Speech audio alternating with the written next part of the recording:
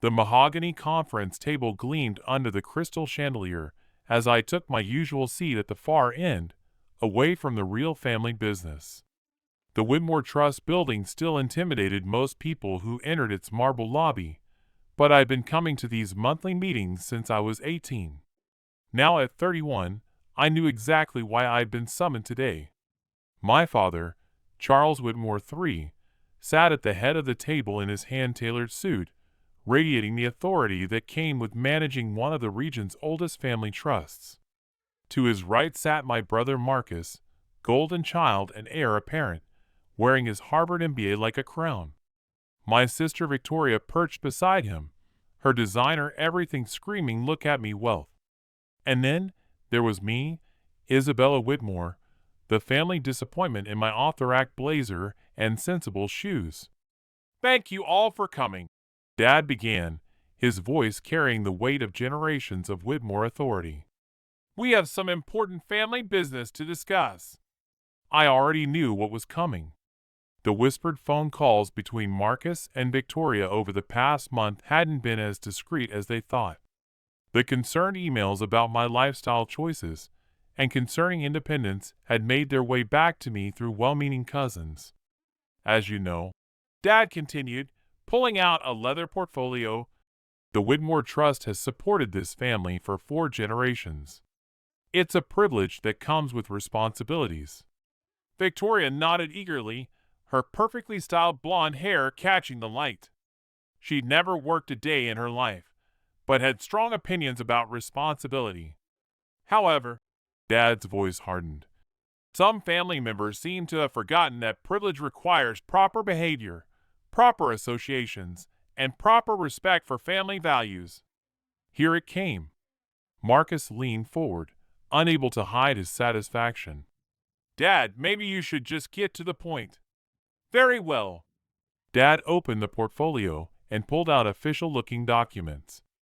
"Isabella, your continued defiance of family expectations, your refusal to take a proper position in our business, and your insistence on living like—" He paused, searching for the right word. "Like a common person has forced us to make a difficult decision." I said nothing, keeping my face neutral. I'd learned long ago that emotional reactions only gave them ammunition. "Effective immediately," Dad announced, "you are being removed from the family trust. No more monthly allowances, no more financial safety net, no more support from this family." The silence that followed was supposed to be dramatic. Victoria practically vibrated with excitement, while Marcus tried to look appropriately solemn. "Furthermore," Dad continued, "your trust fund, which was set to transfer fully to your control at 35, will instead be redistributed between Marcus and Victoria. They understand the importance of maintaining the Whitmore legacy." I looked around the table at their expectant faces. They were waiting for me to break down, to beg, to finally submit to their idea of who I should be. Instead, I reached for my phone. "Isabella," Victoria said sharply, "this is serious.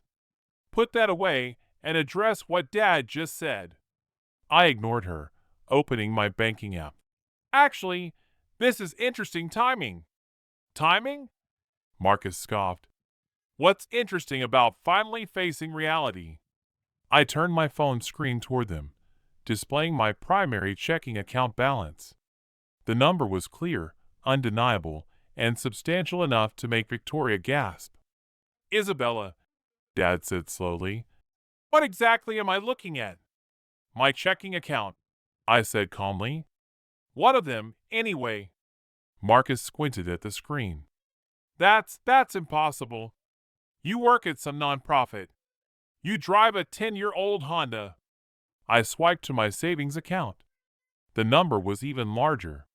"Where?" Victoria's voice cracked. "Where did this money come from?" Instead of answering, I pulled out my laptop and opened a presentation I'd been preparing for months, just in case this day came. "Let me show you something," I said, connecting to the conference room's display system. "This is Meridian Financial Services. Small investment firm. Started 8 years ago with initial capital of $50,000. The company logo filled the screen along with financial charts showing steady, impressive growth. Dad leaned forward. I've never heard of Meridian Financial. Not surprising. We specialize in quiet wealth management for clients who prefer privacy over publicity. I clicked to the next slide, showing our client roster. Fortune 500 companies, government entities, high net worth individuals who don't want their financial strategies broadcasted. Marcus was reading over his glasses. Isabella, why are you showing us this? Because I clicked to the ownership structure. I founded it. I own it. And for the past 5 years, Meridian Financial has been quietly managing investments that have generated enough income to fund something rather interesting. Victoria's face had gone pale. Fund what? I smiled, clicking to the final slide. A complex financial flowchart appeared, showing money transfers, account numbers, and payment schedules. At the top, in bold letters, Whitmore Family Expense Analysis, past 5 years. This, I said quietly, is where your lifestyle actually comes from. The room fell silent as they studied the chart. Lines connected my company's accounts to shell corporations, which connected to anonymous transfers, which connected to the accounts that funded their lives. The monthly payment for Victoria's Manhattan apartment, I said, using a laser pointer. Meridian client account 7749. Victoria's mouth fell open. Marcus' car payments, his children's private school tuition, his wife's shopping allowances, I continued. Meridian client account 8851. Marcus gripped the edge of the table.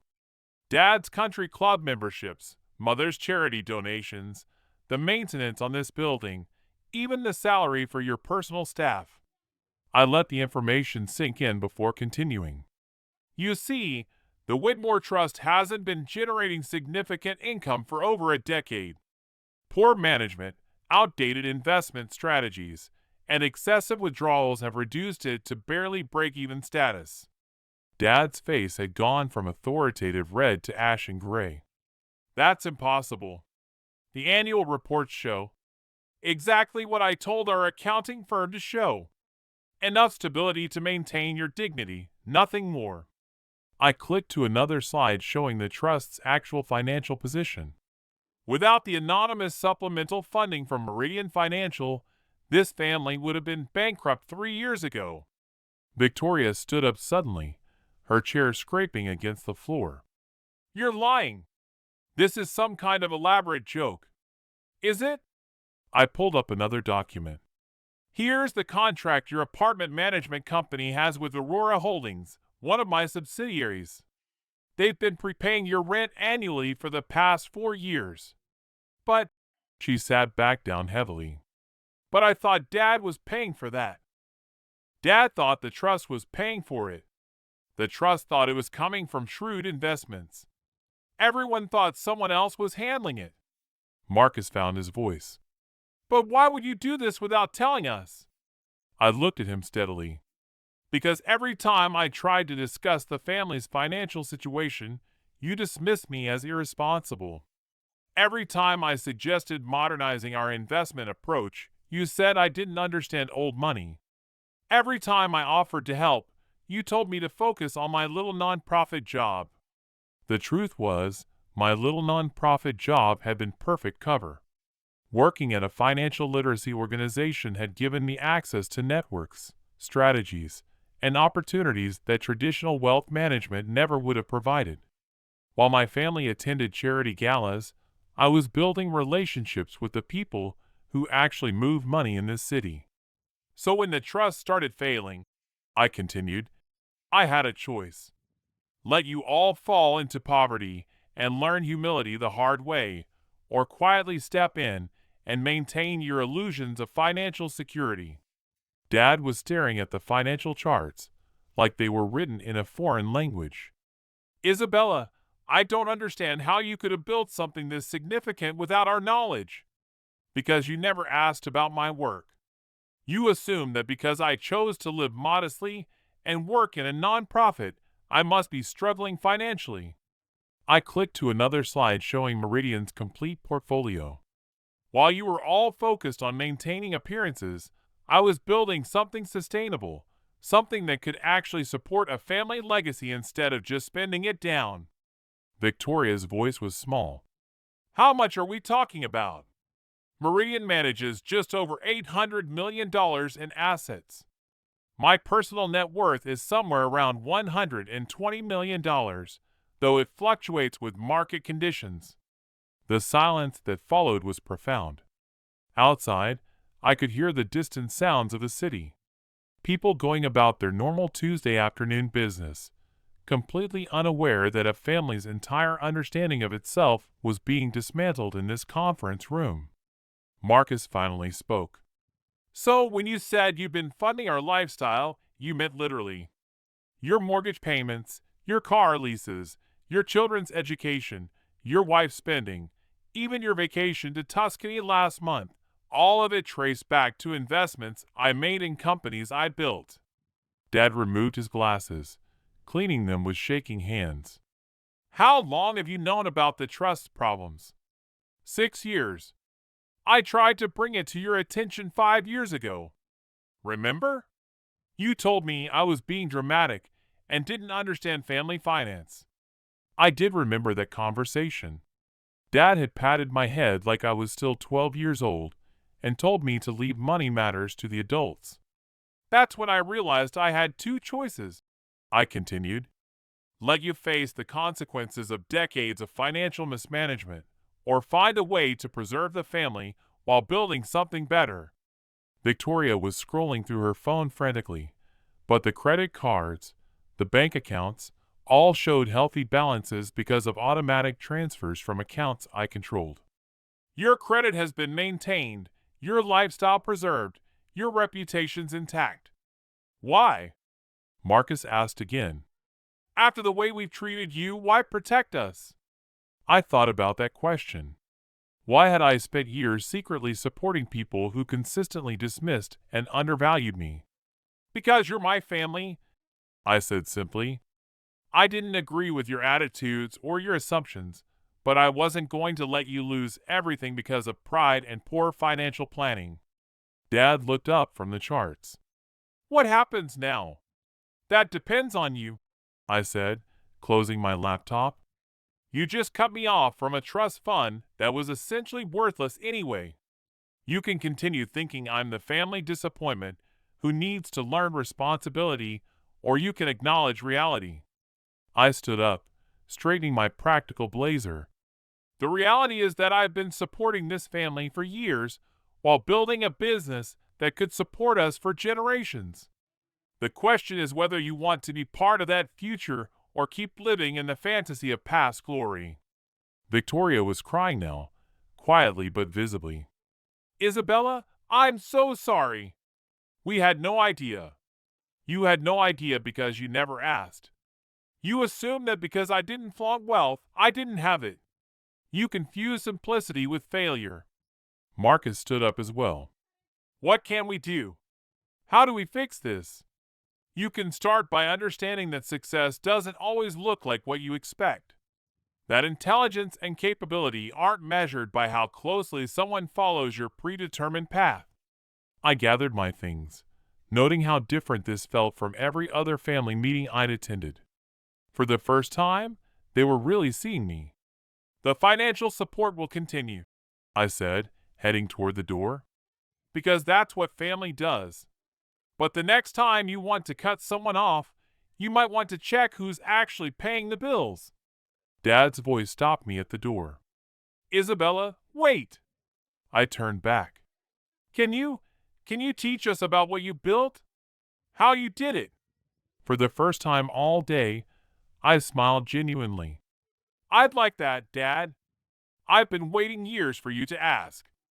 A month later, I sat in the same conference room, but everything had changed. The family trust was being restructured under my oversight. Marcus had taken a genuine interest in learning modern investment strategies. Victoria was working with our financial literacy nonprofit discovering she had a talent for helping people understand money management. Dad had become my most eager student, asking detailed questions about portfolio diversification and market analysis with the same intensity he'd once reserved for lecturing me about responsibility. "The Q3 reports look excellent," he said, reviewing documents I'd prepared. "This sustainable investment approach is generating better returns than anything we've seen in decades, because it's based on actual market research rather than tradition," I replied. "Money doesn't care about family names or old strategies. It responds to smart decisions and careful planning." Victoria looked up from her laptop. "Isabella, I still can't believe we didn't know about any of this. How did you manage to keep Meridian completely separate from the family name? Shell corporations, different legal addresses, and careful compartmentalization," I said. "I learned early that mixing family expectations with business decisions rarely ends well." Marcus nodded. "I'm starting to understand that. Working with you these past few weeks has taught me more about finance than my entire MBA program. Because MBA programs teach theory," I said. "Building actual wealth requires understanding how money really moves in the real world." Dad set down his papers and looked at me directly. "Isabella, I owe you an apology, not just for last month, but for years of not seeing who you really are." "We all owe her an apology," Victoria added. "I can't believe I was so focused on appearances that I never bothered to understand substance." I thought about the years of family dinners where I had sat quietly while they planned my life for me. The assumptions, the dismissals, the constant pressure to conform to their vision of success. "The important thing," I said, "is that we're here now, building something better together." My phone buzzed with a message from my assistant. 3 more clients wanted to transfer their portfolios to Meridian, attracted by our track record and discretion. "Speaking of building something better," I said, "we have some decisions to make about expansion. Meridian is growing faster than I anticipated." Dad leaned forward eagerly. "What kind of decisions? Whether to stay boutique and exclusive or scale up to compete with the major wealth management firms? What do you think?" Marcus asked. I looked around the table at my family, the same people who tried to cut me off just weeks ago, now hanging on my every word about financial strategy. "I think," I said, "we have the foundation to build something remarkable, something that could establish the Whitmore name in finance for the next century, not just preserve it from the last one." Victoria smiled. "I like the sound of that. Then let's get to work," I said, opening my laptop. "I'll show you what real wealth building looks like." As I began explaining my expansion plans, I reflected on how dramatically everything had changed. The family that had once seen me as a disappointment now recognized me as their salvation.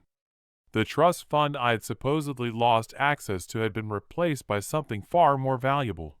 A business I'd built myself and a family that finally understood my worth.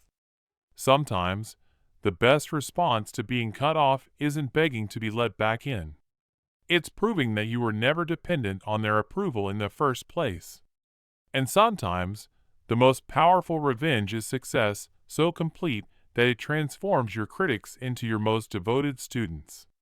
The next morning, I arrived at Meridian's offices to find an email from Dad. "Isabella, after reviewing everything you built, I have one question. Would you consider letting me work for you? I'd like to learn what real financial management looks like. Your proud father, Charles." I smiled, typing back, "Dad, you've been working for me for 5 years. You just didn't know it. Welcome to the team. Your daughter, the CEO." Outside my office window, the city stretched out like a map of possibilities. Somewhere out there were other families struggling with outdated financial strategies, other trust funds bleeding money, other young adults being underestimated by people who confuse tradition with wisdom. I had work to do, wealth to build, and a family legacy to transform from something that lived in the past to something that would thrive in the future. The girl they tried to cut off from the family trust had become the woman who saved it.